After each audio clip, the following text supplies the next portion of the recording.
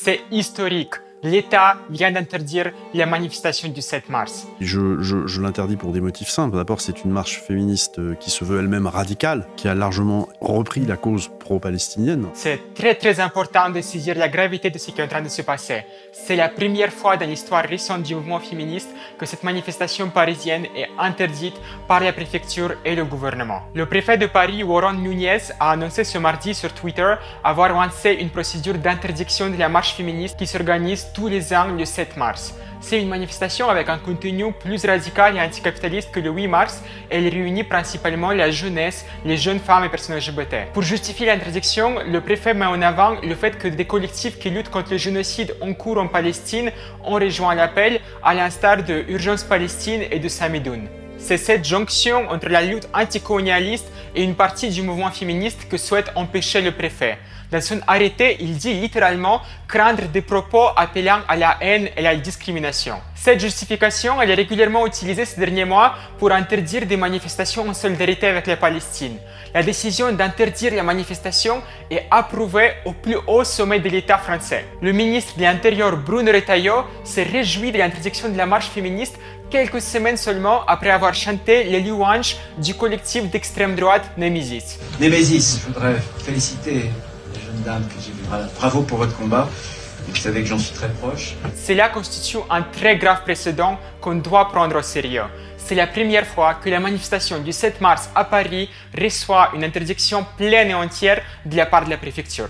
Ces dernières années, le mouvement féministe a été relativement épargné des violences d'État qui ont touché les Gilets jaunes, le mouvement antiraciste, le mouvement pour la Palestine. Cela s'explique par le fait que le macronisme essayait de mener une politique du en même temps, de se donner un vernis féministe et progressiste tout en menant des offensives antisociales et sécuritaires. Dans la continuité du mandat de François Hollande qui a fait passer le mariage pour tous et la loi travail, Macron était celui qui a fait passer la PMA ou soutenu l'inscription de l'IVG de la Constitution en même temps que la réforme des retraites et la loi immigration.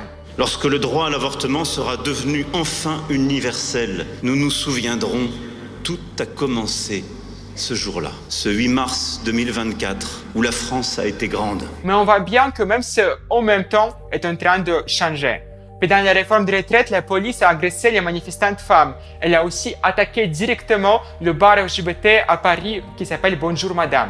Et l'année dernière, la police s'en est prise violemment au Pride et aux militants trans et LGBT à Reims et à Marseille. Et en octobre dernier, la police a interpellé 64 militants trans et LGBT qui protestaient contre la conférence d'extrême droite de militantes anti-trans Marguerite Stern et Dora Muto.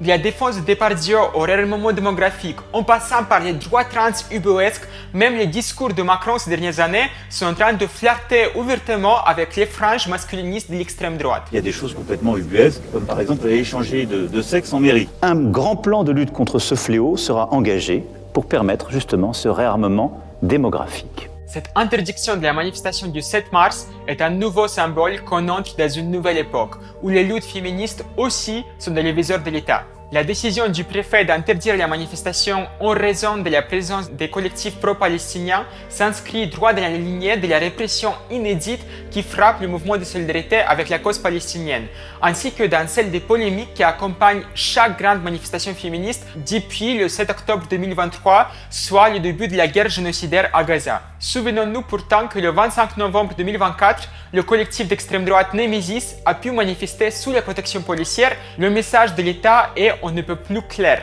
L'extrême droite peut manifester sous la protection de CRS, mais la gauche antiraciste et anticoloniale doit être censurée. Cette situation n'est pas sans rappeler l'épisode qui a eu lieu le temps dernier en Allemagne, où la participation des collectifs pro-Palestine à la manifestation du 25 novembre a suffi pour que la police déclenche une énorme vague de violences policières à l'égard des manifestantes. C'est un exemple qui montre comment les États impérialistes qui soutiennent l'État colonial d'Israël sont prêts à aller ouvertement à l'offensive contre le mouvement féministe si cela permet de faire taire les opposants du génocide. On regarde toutes les déclarations de toutes les associations féministes liées justement au 7 octobre et à ce qui s'est suivi, parce que je refuse que l'État soutienne financièrement des associations qui ne sauraient pas caractériser ce qui s'est passé. Je voulais finir cette vidéo en insistant sur une chose qui me paraît très importante.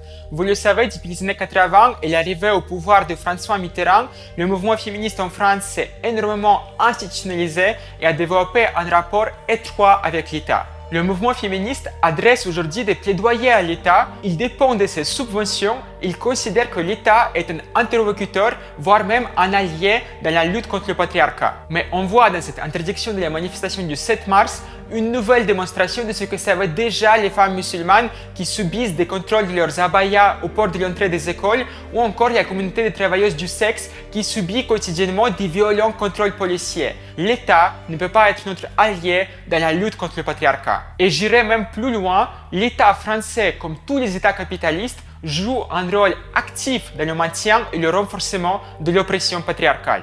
Donc si on veut défendre nos droits et en arracher de nouveau, nos luttes féministes et LGBTI doivent se mener en toute indépendance de l'État. Face à la répression de nos luttes, les organisations féministes, antiracistes, syndicales et politiques doivent faire front et dénoncer l'interdiction qui vise tout simplement à empêcher une expression politique des collectifs féministes pro-Palestine et antiracistes. Dans le même temps, face aux attaques du gouvernement et de l'État, il va falloir qu'on soit présent massivement dans les rues le 8 mars pour défendre les droits des femmes et des minorités de genre, mais aussi nous opposer à la guerre, à l'austérité, à l'offensive autoritaire, mais aussi à l'extrême droite.